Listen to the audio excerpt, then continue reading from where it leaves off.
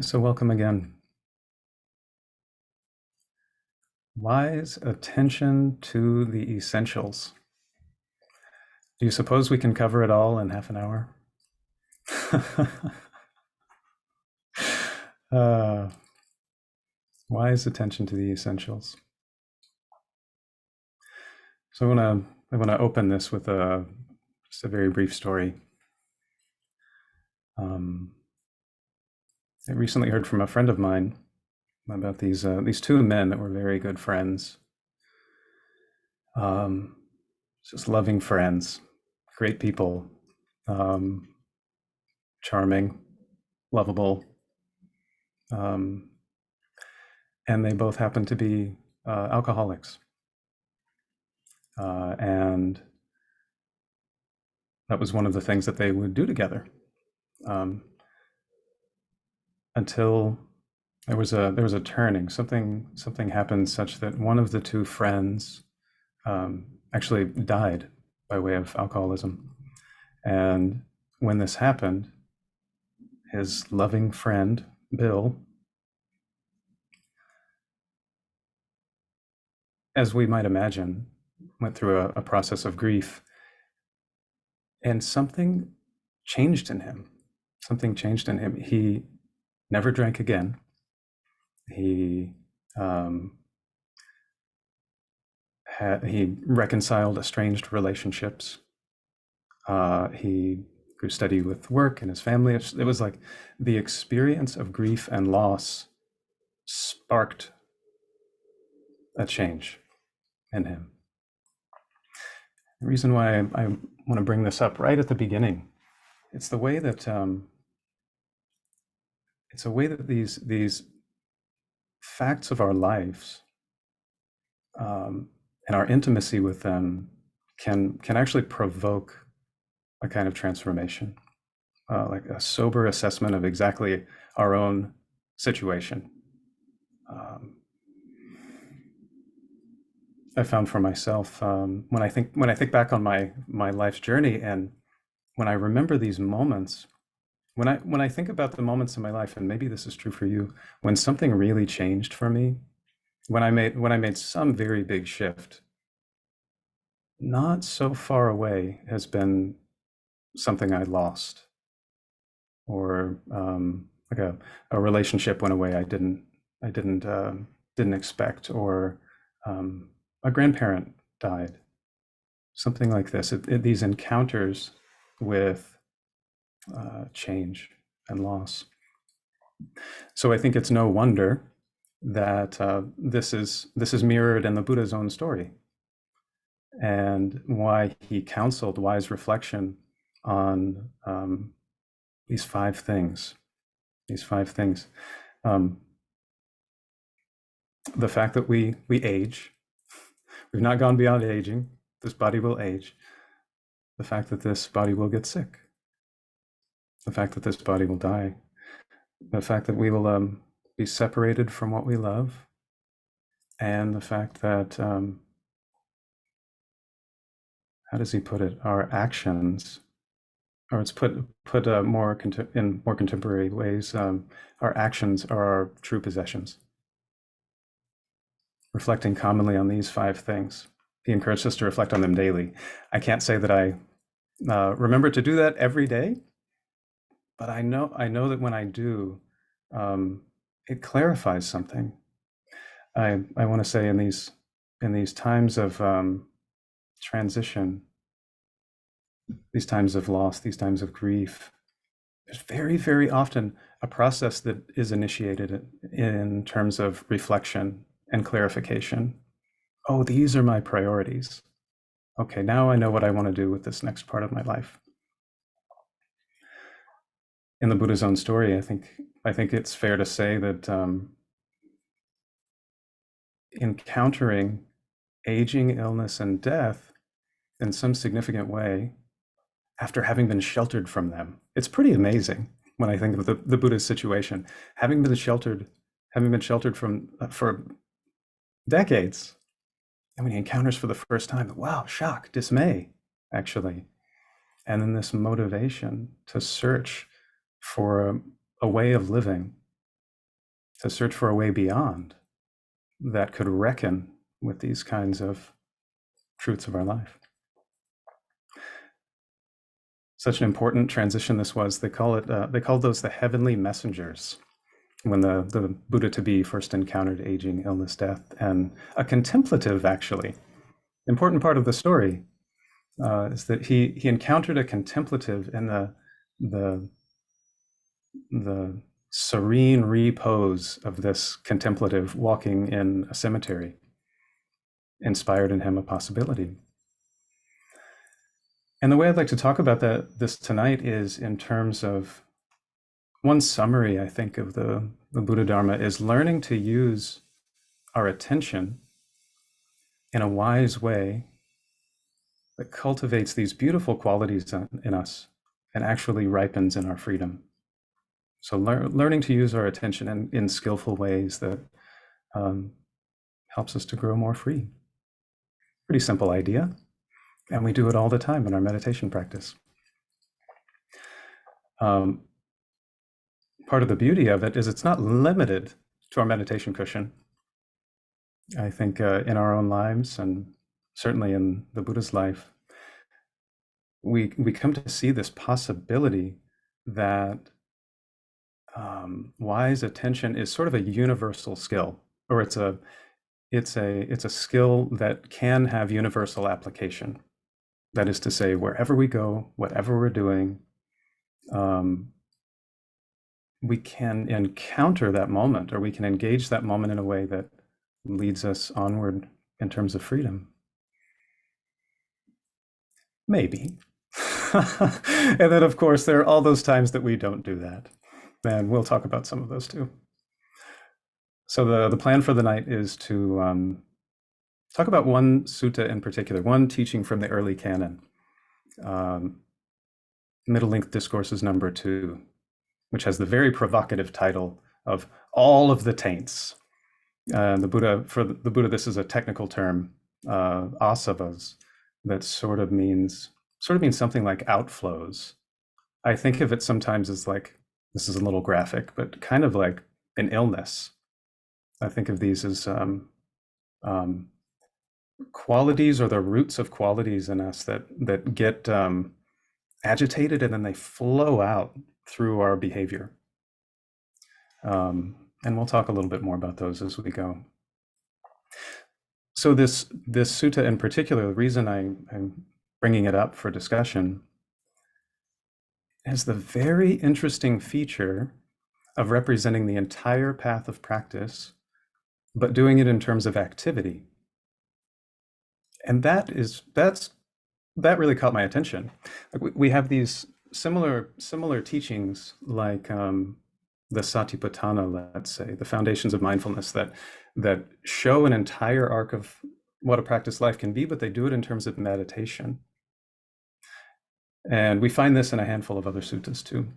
But what's so fascinating to me about this one is that it talks about that whole arc of practice from beginning to end, but does it in terms of activity. And I think part of why this caught my attention is that one of the most common questions I encounter is, Kodo, I've started meditating. I'm really enjoying what it's doing for me. How do I take my practice off the cushion? How do I apply my practice in everyday life? And I think this is one of these sets of teachings that can really give us some direction, give us some encouragement. Now it's taught to a group of monastics living in a particular context. So part of the invitation in listening, I might suggest listening with the ear of how can I apply this in my particular circumstances?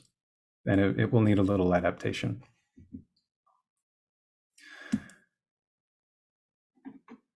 So one more comment, then we'll dive into the sutta. And that is the observation, as I lived in Dharma centers and known practitioners, is the benefit of the sort of back and forth of stillness and activity. Taking what we learn, maybe not even what we learn, taking what we observe and the sort of freedom we start to live into on the cushion, and then applying it, doing that off the cushion, seeing how that went, and then going back to the cushion and doing it again. And that sort of back and forth um, almost naturally inspires a kind of reflection of where does mindfulness need to grow in my life? What does it need to see? What parts of my life aren't being included actually? And where could I be more free? And the back and forth function of stillness, sitting, and activity is a great way for this to develop. So the sutta, all of the taints, and we're talking to monastics. First thing I want to observe about this teaching is the Buddha opens it with this section where he says, I'm going to paraphrase, complete freedom is for one who knows and sees, not for one who does not know and see. He doesn't say complete freedom is for one who has these perfect beliefs. He actually points to the power of knowing and seeing as unfolding the path. I think that's fabulous. How we use our attention. I think in terms of pointing toward how we practice and develop right view, a wise frame about life, that we do that by practicing. We do that by practicing it. We develop right view by practicing right view. So this simple, clear function of wise attention. And then there's this is the whole kernel of the talk, this one thing I'm about to say, and everything else is a development of this. The whole function of wise attention, as the Buddha is putting it, how you know you're attending wisely or unwisely is if suffering is growing or suffering is diminishing in the long term. He puts it in kind of technical language, but more or less he's saying when you attend unwisely, then these taints, these qualities, these difficulties, this suffering, this will grow. And by attending wisely, they diminish. So we should point out these three taints in particular that grow, that he points to in this teaching, maybe close to us. They may be close to us, certainly close to this being. Sensual desire, that is like the compulsive captivation of the senses and sense contact. And the second is the way that we craft a self, the way that we frame experience in terms of I, me, and mine, becoming, that process of taking up a self. And then in ways that are productive of suffering. And then the third, ignorance, turning away, not clearly seeing.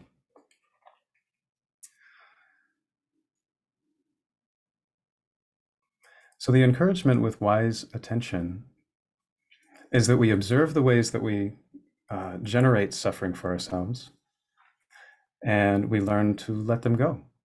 We learn to let them go. The way we might hop off a sinking ship very clearly with an abandoned ship. The ship is going down.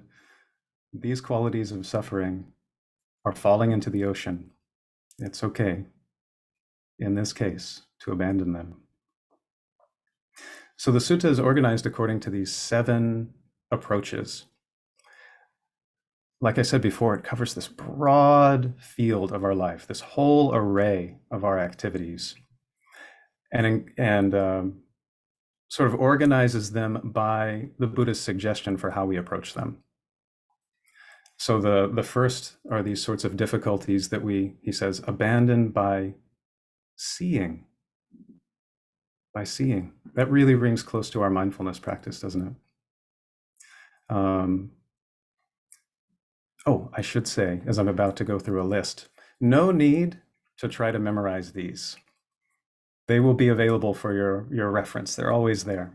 The point isn't so much for you to memorize the list, but rather to illustrate just how broad the scope is of the practice, just how many areas of life the practice can move into. So, seeing.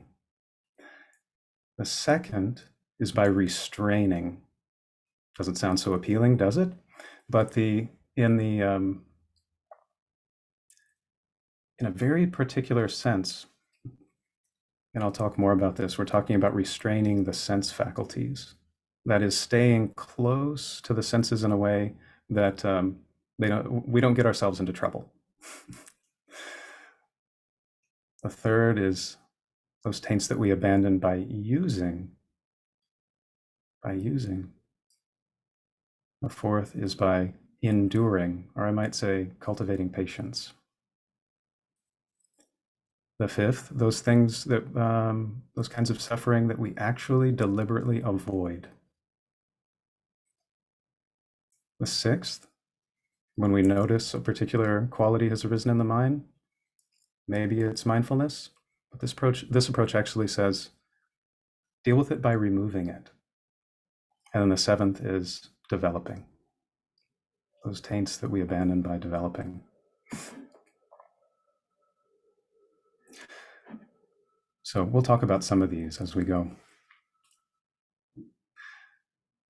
In talking about abandoning by seeing, this first approach, the Buddha sets up a distinction, and he describes some of the ways we get into trouble. I don't know if you have a memory of this. There was a time, I'll just speak for myself. At the beginning of my practice, I was getting myself in all kinds of trouble.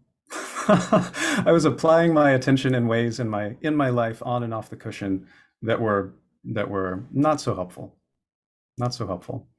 and so the Buddha aptly points out here that for someone who is not yet trained in the Dharma, hasn't yet practiced in the Dharma, of course they don't quite know what things are fit for attention and what things aren't fit for attention. They don't quite know what things are fit for attention that diminish suffering, and they don't quite know how it is that they're generating suffering for themselves. And the example is, I almost wonder. I'm going to pause and say, I wonder if you can think of any examples for yourself in terms of ways of thinking, ways of relating to experience that actually generate suffering in your own life.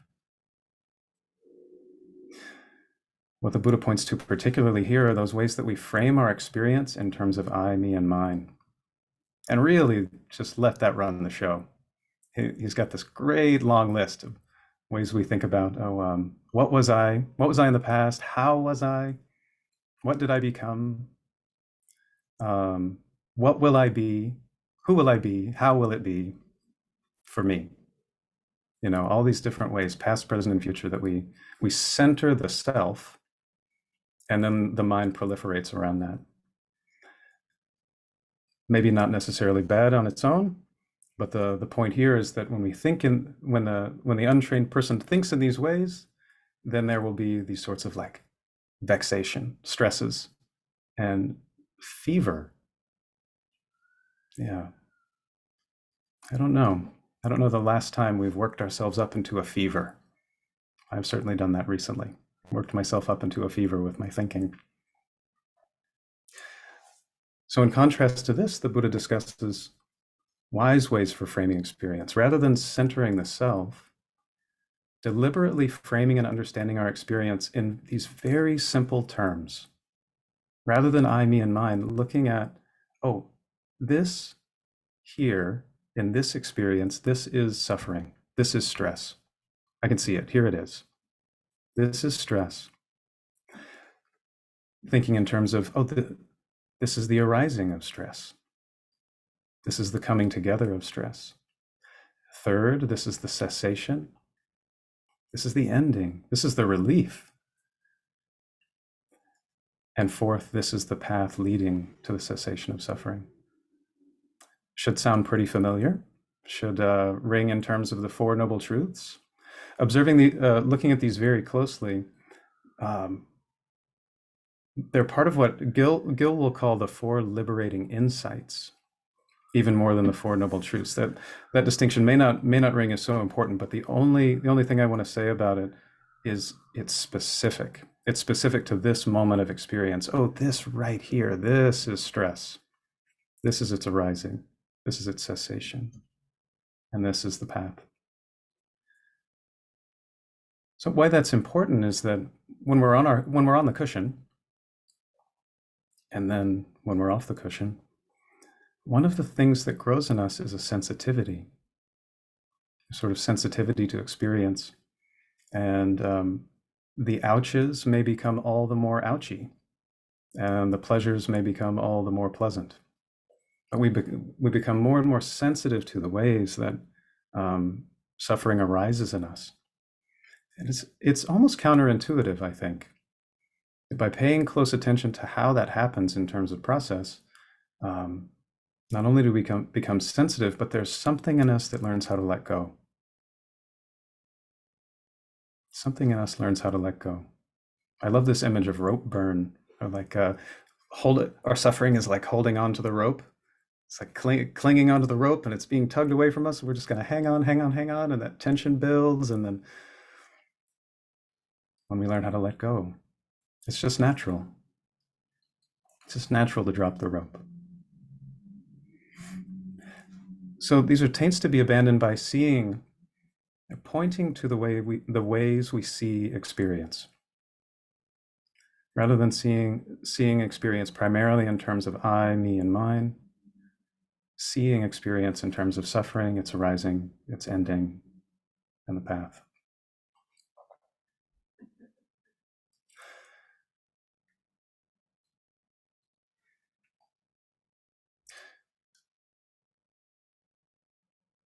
So the taints to be abandoned by restraining. This, as I mentioned before, is about staying close to the senses, learning to use our attention to stay close to the senses. And this is kind of a refinement of what we've already talked about in terms of seeing how suffering arises, seeing it at the gates, seeing trouble coming in at the gates. Oh, this little bit of sense contact, this generates a strong sense of craving and clinging in me. This generates a little bit of suffering. Staying close, we can sort of catch that process early before things really get carried away. The taints to be abandoned by using. This one always makes me think about breakfast. Because the monks, the monastics that the Buddha is talking to, just like all the rest of us, they have to eat, have to clothe themselves, have to have a place to sleep. And what the Buddha points to in terms of using is checking out our purpose for these basic requisites of our life. Checking out the purpose of how do we relate to food? What's our intention? What's our purpose with our food? How do we relate to how we dress? There's so much gets caught up with this. Our homes, of course, and medicine. But I think that for me right now, the juiciest one is food. So much good Dharma practice happens in relation to the bowl and the spoon. Yes. There was a short period in my practice where I was really working on developing the quality of renunciation, because I saw how much craving it was like was associated with my food. It was like, oh, all this thinking that goes into my food and these pleasures I'm going to get out of it, the satisfaction. Of course, there's all this well-being. There's a way that you can like be nourished mentally, spiritually, physically by the food we eat. But I knew that I was sort of overcome by wanting just this in just this way and all these pleasures I'm going to get. So there was a short time in my practice where I actually asked a friend to make my plate for me. It felt a little strange to ask for that favor, But when I felt there was sufficient consent, it totally undercut all of that extra stuff that went along with eating. And I got to train the mind in the purpose of using my food as a support for my practice. Oh yeah, I'm reflecting on the reason that I'm feeding this body is to grow in terms of the path of practice. Like really living into that. And of course, now I make my own food and I think about the pleasures that I'm going to have, but there's also this knowing in the back of like, oh, I can sit down with my plate of food, put my palms together and say, wow, this is a gift. This is a gift I'm going to give my body, and hopefully this food will nourish me and I can grow in terms of the path of practice for my benefit and for the benefit of others. So, using tends to be abandoned by enduring. Enduring is a rough word. That kind of makes me think of like clench my teeth and bear it. I wonder. I'm not sure of the Pali, but I imagine there are alternate translations for this. But I think of Thich Nhat Hanh and his emphasis on patience and including. And when I read through these things that the Buddha is encouraging us to endure, it's things like it's those sorts of things that simply can't be avoided, like heat and cold.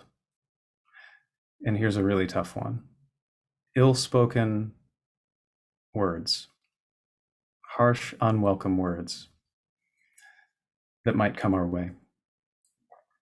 And when I think through these examples, I think about what's the wisdom here? Like what's the wise attention here with these things that I can't avoid? To me, it's cultivating a mind of patience. Or even if we don't name for ourselves what the quality is, how can we ask this basic question of what's wise attention with these unpleasant things that I can't avoid? What's wise attention there? And how does that mature us? It tends to be abandoned by avoiding a lovely list of wild animals, a sewer, a snake, a stump. I think of, I live in San Francisco.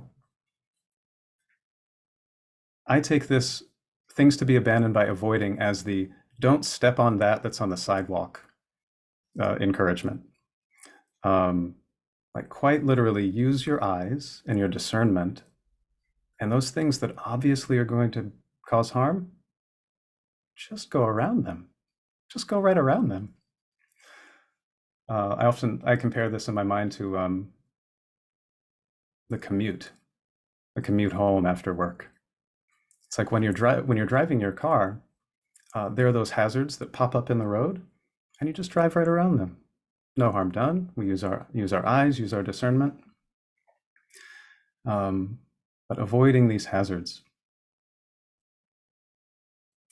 One interesting bit about abandoning by avoiding is that it not only includes road hazards and wild animals and sewers, but it also includes things like putting yourself in a situation that's going to cause suspicion with your good Dharma friends. That was a really interesting teaching, I thought. Yeah, and I don't think it's about being overly self-concerned in some kind of unhealthy way. But what caught my attention about this is that um, the wise attention of refraining from centering I, me, and mine, the wise attention of not framing my experience primarily in terms of I, me, and mine, that doesn't mean that we totally step aside from our social impact, how people see us, what our actions, how they ripple out into the world. That's what I took from this. It tends to be abandoned by removing, just briefly, is a sort of inner cleansing. When you notice greed has arisen in the mind, to remove it as best we can. And I think for a lot of us, in terms of mindfulness practice, that's through mindfulness. Gil has this great saying he got from somewhere else. The best way, the fastest way to go from A to B is to be fully with A. So maybe it's greed that arises in the mind. Maybe it's ill will that arises in the mind, or some kind of delusion. Just to totally see it, to be really just, oh, that's what's here. That's really what's here. To look that in the eyes and see, oh, this is suffering. This is stress. So the final one, it tends to be abandoned by developing. This is a little bit of a trick, because the things to be abandoned by developing are those things that are abandoned when we develop the 7 factors of awakening: mindfulness, investigation, energy, rapture, tranquility, concentration, equanimity. When those qualities are present in us, these other fevers, vexations fall away, not present. They're abandoned. Given the time we have, we'll just make the one comment about the 7 factors of awakening. And that is from Nikki Mirgafori. She has this teaching about that we develop, in terms of the 7 factors, you develop the first 3, get the other 4 for free.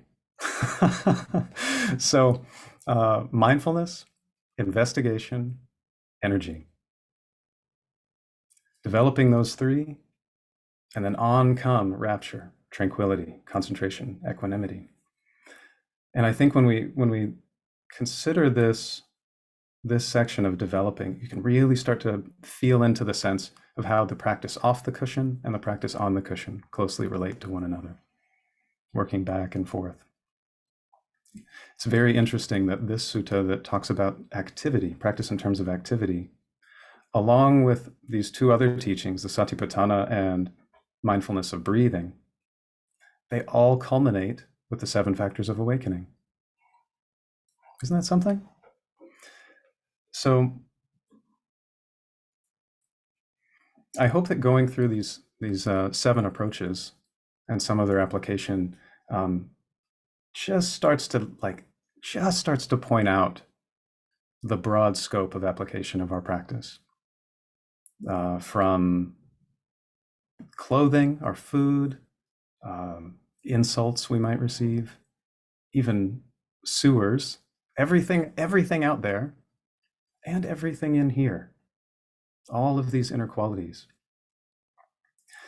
If we think about or relate to our experience in ways that compound suffering, I think we can safely say that's unwise attention.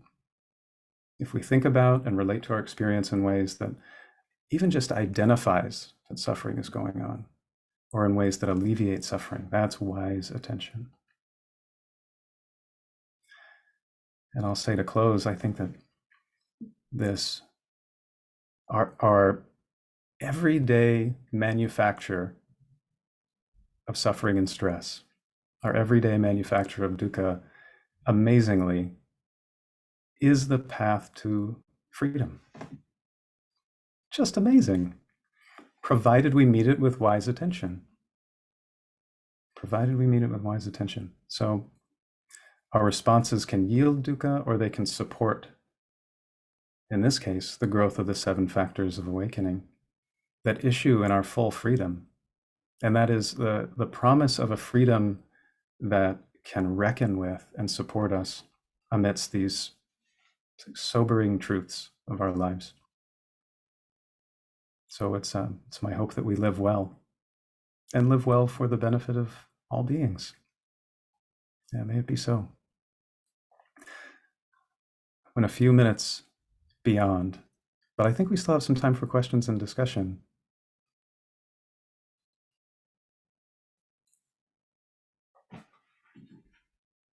Sure, if people could just raise their hand and unmute themselves and just introduce yourself and ask your question, that would be great. Thanks. Go ahead, Rose. Thank you so much for your talk. It's so timely for me.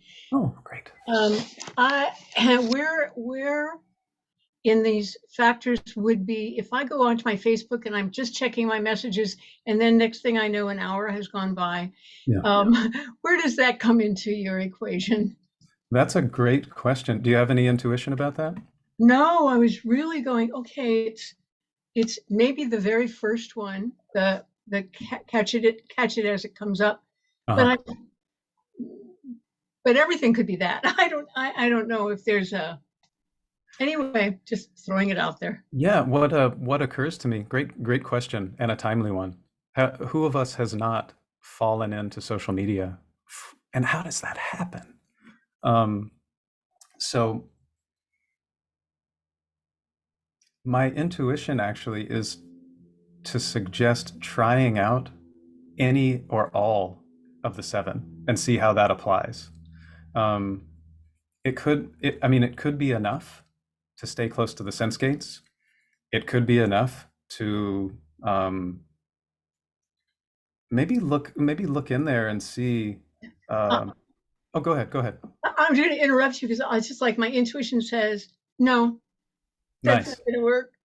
Okay, so if I've already gone past the sense gates, because that's the problem, Yeah. is I'm not attentive at the sense gate.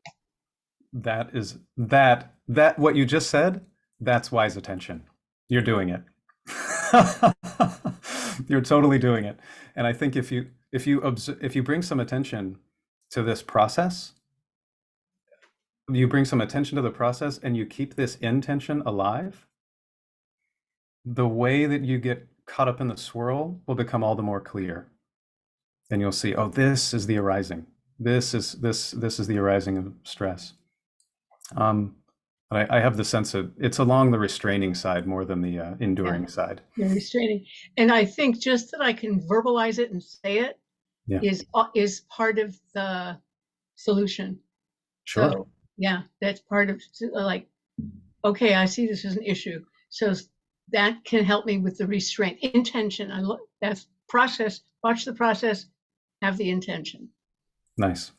Thank you. Thank you. You're so welcome. You're so welcome. I was going to say in closing, a sticky note on the monitor never hurts. On the phone. Yeah.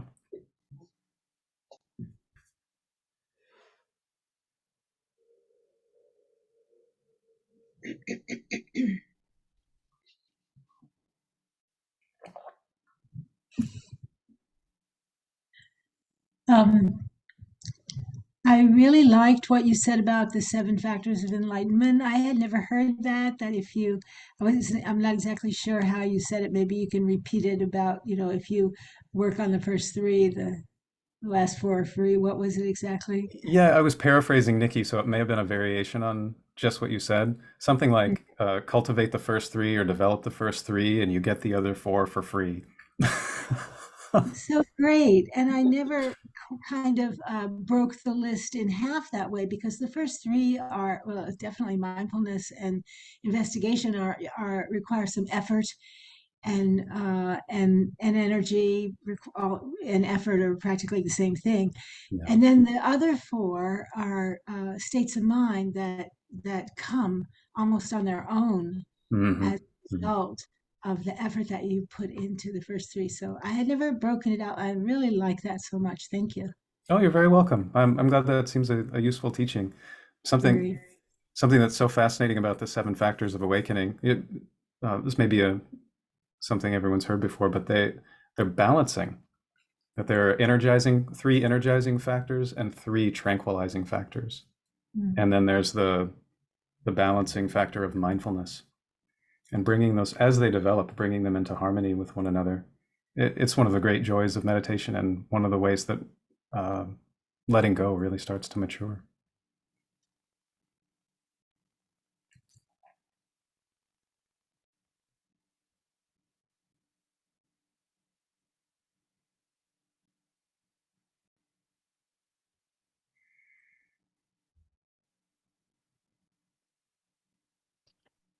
Kodo, I was wondering if using the number 3 factor in the list, is a preference. Is it preferencing that we go into a preference mode about our food or our clothes or, always kind of judging and preferencing Sure. something.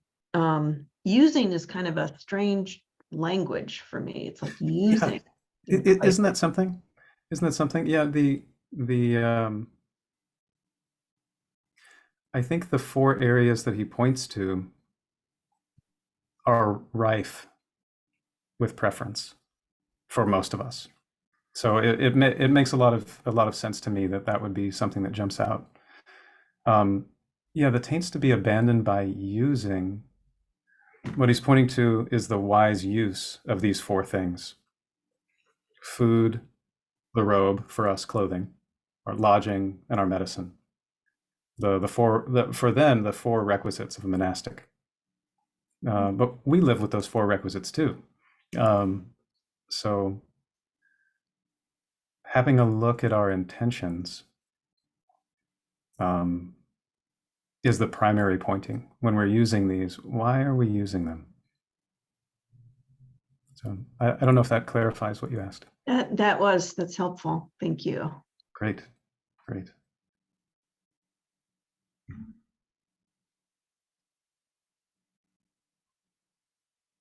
In the pause, I'll just say, the suttas are such a joy.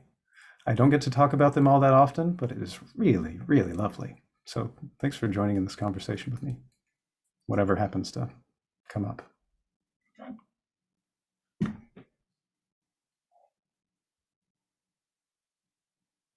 We have another minute or two. If anyone else has a question, please come forward.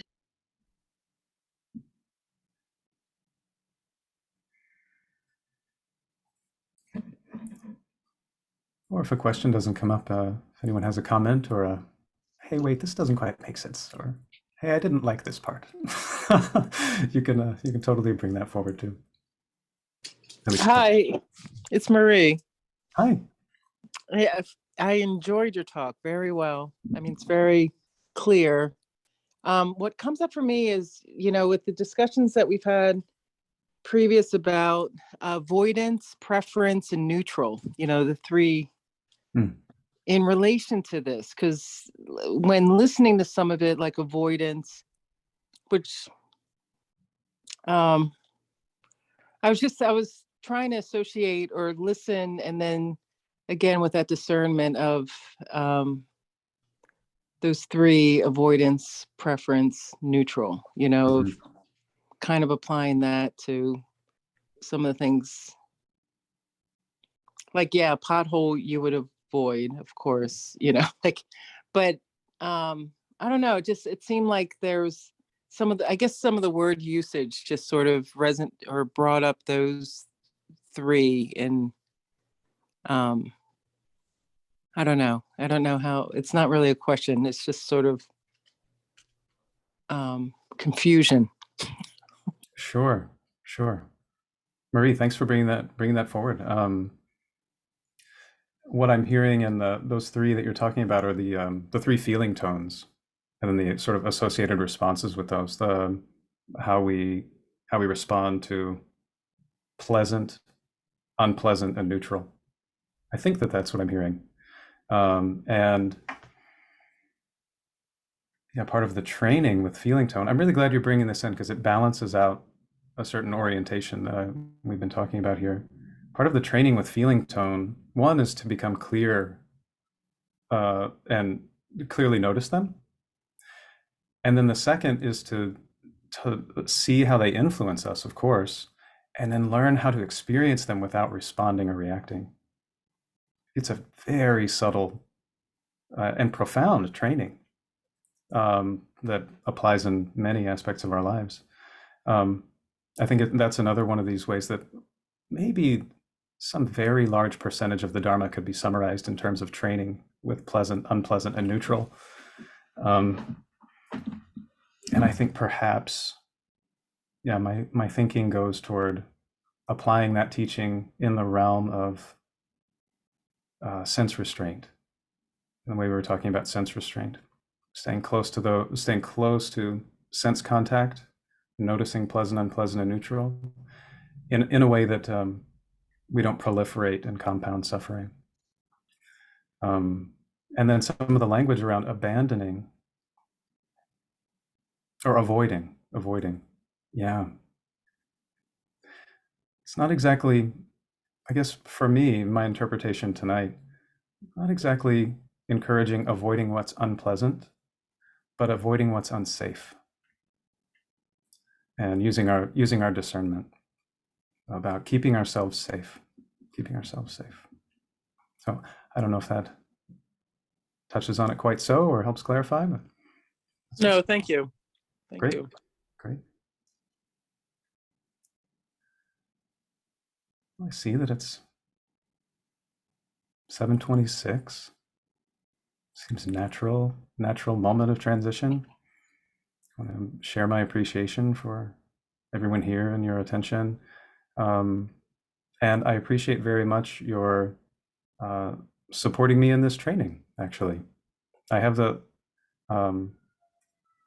very clear sense the longer I'm involved with the Dharma, that the entire community trains each other. And I'm grateful. Thank you for that.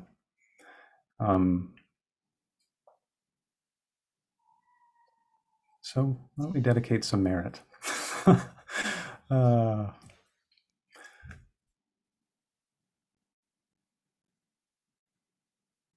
So may it be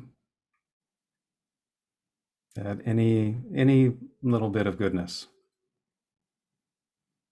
that arises on account of our meeting, our reflection, our practice, our time together,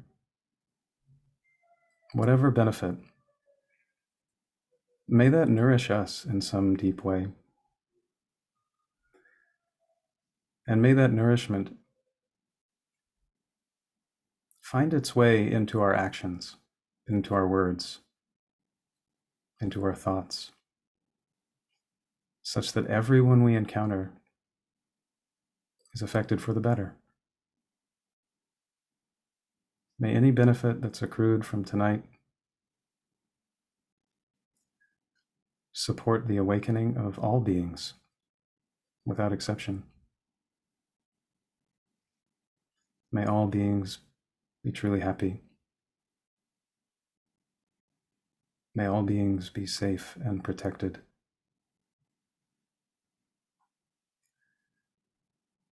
May all beings be free.